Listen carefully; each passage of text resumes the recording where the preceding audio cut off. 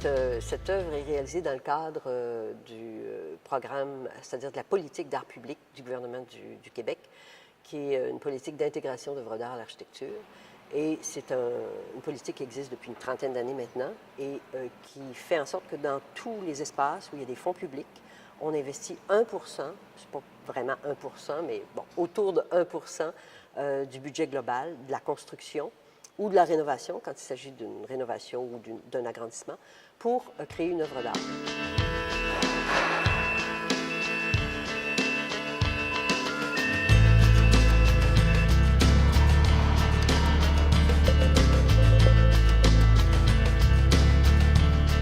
Dans ce cas-ci, ce que j'avais imaginé comme concept, j'avais regardé bien les plans, discuté avec l'architecte et tout, et il nous avait expliqué le concept de son bâtiment, qui est un bâtiment fonctionnel, qui est une grande galette plate, c'est à peu près comme ça qu'on peut la définir, qui est située sur une espèce de plateau, qui ne devait pas être trop haut pour boucher la vue, il y a une école qui est pas loin et tout.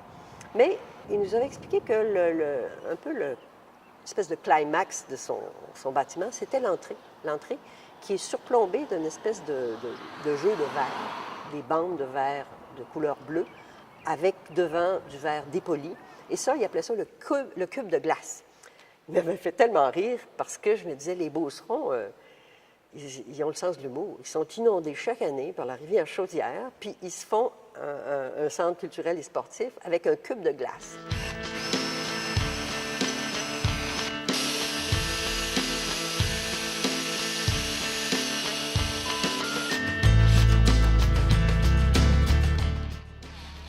Alors, j'ai dit, on va aller dans le centre, on va rentrer, faire pénétrer la glace à l'intérieur du bâtiment, et là, je vais créer une espèce de rivière, une rivière de verre et de métal qui va glisser tranquillement au plafond et qui va aller presque se buter, je dirais, sur un grand cercle au mur qui est constitué de carrés, un cercle qui est un petit peu désaxé, il est constitué de carrés très rectilignes, mais il y a comme un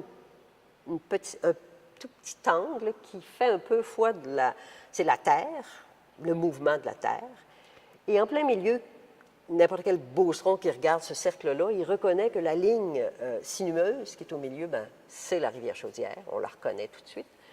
Et quand on prête attention, on voit que tranquillement, cette petite rivière, elle s'allume. Il y a une lumière derrière qui tranquillement allume, allume, allume. Puis quand toute la rivière est illuminée, il y a une vague qui se fait, comme on voit les foules au hockey, qui se lèvent, puis qui retombent, puis qui se lèvent, puis qui retombent. Et tranquillement, les gens vont réaliser que c'est eux qui actionnent la lumière, parce qu'il y a un détecteur de mouvement qui est à l'entrée, en bas des escaliers. À trois fois que quelqu'un passe, ça allume 1, 2 ou 3 LED, c'est des petites lumières LED, là. Ça les allume tranquillement, tranquillement, tranquillement. Et quand il y a eu assez de personnes, puis dans ce cas-ci, je pense qu'il y a 100, je ne me souviens plus exactement, 140 LED, je crois, peut-être 150. Enfin, quand il y aura 140 personnes de passer, tout va s'allumer et là, le mouvement de la rivière, c'est-à-dire de la vague dans la rivière, va se faire. En plein jour, c'est plus ou moins notable, quoi qu'on voit l'espèce de petit mouvement discret. Le soir, c'est plus facile de voir. Et donc, ce cercle-là est fait de multiples carrés. C'est le territoire de la région. Alors, avec des dénivellations, il y a différentes hauteurs. Les carrés sont à différents niveaux, les carrés de métal.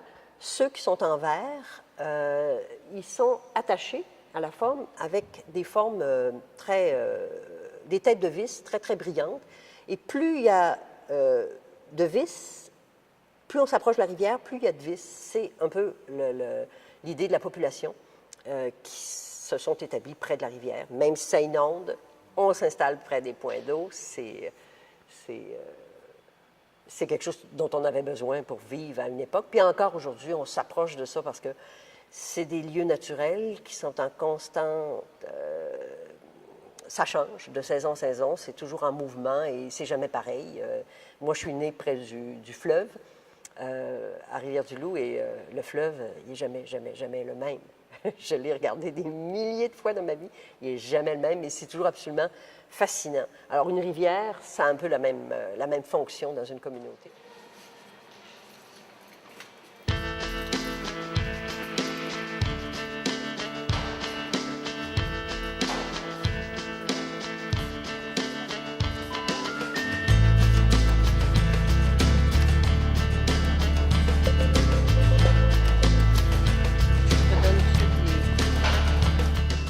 Oui, ça correspond, oui, pleinement à l'idée que j'avais au départ, mais j'ai hâte, je vais venir à quelques parties de hockey. Je ne suis pas une fan de hockey, mais je vais venir voir quand il y a du monde, parce qu'on fait des œuvres d'art, en fait, pour les gens, pas pour les chiens. Alors, il faut qu'il y ait une communication qui se fasse, et c'est avec un humain, évidemment. Et j'ai hâte de voir qu'il y a une foule, puis les entendre parler de ça. Peut-être aller vers eux, puis leur discuter avec eux, parce que c'est intéressant de savoir ce que les gens en pensent, parce qu'une œuvre d'art, ça se, comment dire, ça s'appréhende avec l'esprit, oui, l'intelligence, mais aussi avec le cœur. Il y a comme un équilibre entre des sentiments et la raison. Alors, c'est les deux choses, ça. Et je veux voir ça animé. Je veux voir ça avec du monde qui se promène ici, parce que c'est fait pour ça.